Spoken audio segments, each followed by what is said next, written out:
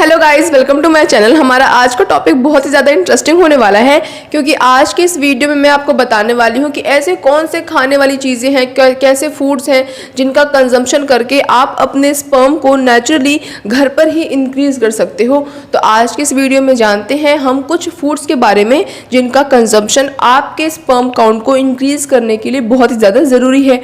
तो सबसे पहले तो मैं आपको बता दूँ कि जो स्पर्म की जो क्वांटिटी होनी चाहिए वो 15 मिलियन टू 39 मिलियन पर ml होना चाहिए। अगर आपका स्पर्म काउंट 15 मिलियन से नीचे होता है तो उस कंडीशन को हम कहते हैं ओलिगोस्पर्मिया, यानी कि आपका जो स्पर्म काउंट है वो बहुत ज़्यादा कम हो गया है और आपको इलाज की या फिर आपको जो आपके स्पर्म काउंट है उसको इंक्रीज करने की ज़रूरत आन पड़ी है। तो आइए जानते हैं कुछ फूड्स के बारे में, क्योंकि ये जो टॉपिक है ये बहुत ज़्यादा लोग कमेंट बॉक्स में पूछ रहे थे, तो मैंने सोचा मैं इसके ऊपर एक वीडियो बना देती हूँ। तो जो सबसे पहला हमारा फूड का कंपोनेंट है वो क्या है?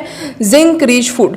ठीक है, ऐसा खाना आपको खाना चाहिए जिसमें जिंक की मात्रा बहुत ज़्यादा हो, क्योंकि जो जिंक है ना वो स्पर्म की क्वांटिटी में बहुत ज़्यादा रोल प्ले करता है। क्योंकि अगर जो आप खाना खाते हो अगर उसमें जिंक का अमाउंट कम है, लो है अगर, तो उससे क्या होता है जो आपको टेस्टोस्टेरोन लेवल होता है ना वो कम हो जाता है। और अगर आपका टेस्टोस्टेरोन लेवल कम हो गया है ना तो आपको जो सेक्स ड्राइव होती है, जो सेक्स की इच्छा होती है वो बिल्कुल कम हो जाती है, जो स्पर्म की क्वांटिटी होती है वो बिल्कुल डिक्रीज हो जाती है।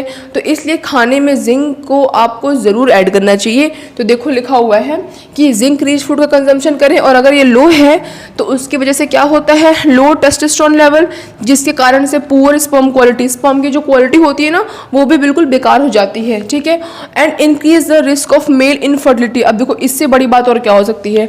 और जो मेल में इनफर्टिलिटी हो जाती है ना उसका भी मेन रीज़न एक जिंक भी होता है कि अगर आपके खाने में जिंक की मात्रा नहीं है तो आप खुद सोच सकते हो जिंक कितना ज़्यादा इंपॉर्टेंट है ना। अब देखो किस में जिंक होता है ये भी तो जान लें। Meat, fish, egg, shellfish, ये सब तो अगर आप मान लो वेजिटेरियन हो तो नहीं खा सकते ना। तो ये सब तो नॉन वेज लोगों के लिए है कि वो मीट का कंजम्पशन कर सकते हैं, फिश का, एग का, शेल फिश का।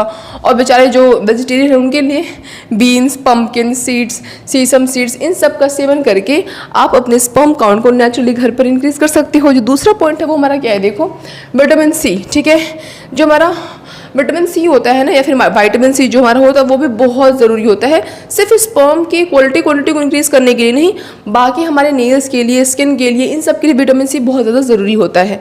तो देखो लिखा हुआ है कि जो विटामिन सी होता है ना उसमें भरपूर मात्रा में, बहुत ज़्यादा मात्रा में क्या होता है, एंटीऑक्सीडेंट होता है, जो कि हमारे लिए डिटॉक्सिफाई करने के लिए बहुत ज़्यादा इंपॉर्टेंट है। अगर हम डिटॉक्सिफाइड रहेंगे, अगर हमारी बॉडी में बिल्कुल टॉक्सिक एलिमेंट्स, टॉक्सिक चीज़ें नहीं रहेंगी तो वो हमारी बॉडी के लिए खुद ही कितना हेल्दी होगा।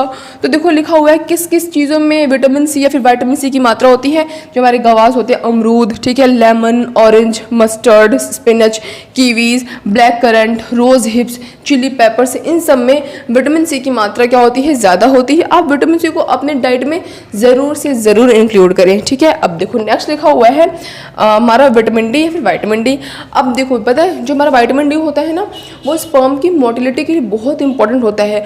आपके पास मान लेते हैं बहुत अच्छी क्वालिटी की स्पर्म है, ठीक है, बहुत ज़्यादा मात्रा, आपको कोई स्पर्म काउंट की समस्या नहीं है, फिर भी अगर वो बिल्कुल मूवमेंट नहीं करेंगे ना, अगर उनमें मोटिलिटी बहुत कम होगी तो कितना भी स्पर्म क्यों ना हो आपके पास किसी काम का नहीं है अगर वो मूवमेंट नहीं करता है तो इसलिए विटामिन डी आपके स्पर्म के मोटिलिटी के लिए बहुत ज़्यादा ज़रूरी होती है। ठीक है, तो देखो लिखा हुआ है ये स्पर्म की मोटिलिटी की बहुत ज़रूरी है। ठीक है, अब होता किस किस में है, जो एग यॉक होता है, ठीक है, milk, yogurt, cheese, soya milk, tofu, orange etcetera. और एक चीज़ कैसे भूल सकते हो, हमारा धूप में भी तो अच्छी खासी विटामिन डी होती है। ठीक है, अब नेक्स्ट देखो क्या है, अश्वगंधा। इसका तो आपने नाम मुझे 100% मैं श्योर हूँ आपने ज़रूर सुना होगा। किसी भी जड़ी बूटी जो बाबा लोग बेचते रहते हैं या फिर कोई आयुर्वेदिक चीज़ें जो होती है उसमें अश्वगंधा का नाम ज़रूर से ज़रूर लिखा हुआ होता है। तो अश्वगंधा भी बहुत ज़्यादा ज़रूरी है आपके स्पर्म की क्वालिटी के लिए, आपके स्पर्म की क्वांटिटी के लिए। अगर आपको ऐसी कोई समस्या है तो आप अश्वगंधा का सेवन ज़रूर से ज़रूर करें। ठीक है, देखो लिखा हुआ है कि ये करता क्या है, इम्प्रूव स्पर्म मोटिलिटी, ये स्पर्म की मोटिलिटी को इंक्रीज करता है, बढ़ाता है, एंड क्वालिटी को भी इंक्रीज करता है।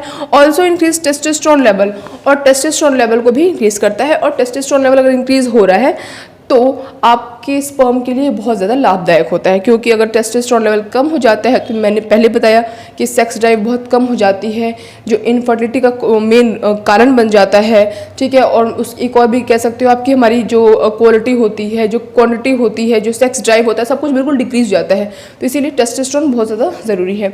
नेक्स्ट कह रहा है वॉलनट। आप वॉलनट का सेवन कर सकते हो, उसमें बहुत ज़्यादा मात्रा में क्या होता है, ओमेगा 3 फैटी एसिड होता है, जो कि स्पर्म की हेल्थ के लिए और मेनली जो सीमेन होता है ना, वीर्य, उसके वॉल्यूम के लिए बहुत ही ज़्यादा लाभदायक होता है। तो आप वॉलनट को भी अपनी डाइट में इंक्लूड ज़रूर कर सकते हैं, ठीक है। इसके अलावा आप मेथी का सेवन कर सकते हैं। मेथी भी बहुत अच्छा रोल प्ले करता है आपके स्पर्म की क्वालिटी के लिए, आपके स्पर्म की क्वांटिटी के लिए, ठीक है। और इन सब के अलावा अगर आप डाइट को साइड रख दो तो उसके अलावा आप मेंटली बिल्कुल स्ट्रेस फ्री होने चाहिए।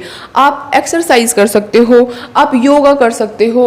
इन सब के साथ साथ आप एक अच्छी डाइट रखो तो आपके लिए आपका जो स्पर्म काउंट की जो समस्या है, अगर किसी को ओलिगोस्पर्मिया हो गया है तो वो उनको आसानी से घर पर ही नेचुरली अपने स्पर्म काउंट को इंक्रीज कर सकते हैं।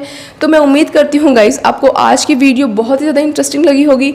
ऐसे और इंटरेस्टिंग टॉपिक्स के लिए मेरे चैनल को सब्सक्राइब जरूर करें, और अगर वीडियो पसंद आई हो तो उसे एक लाइक ज़रूर करें। That's all, bye guys.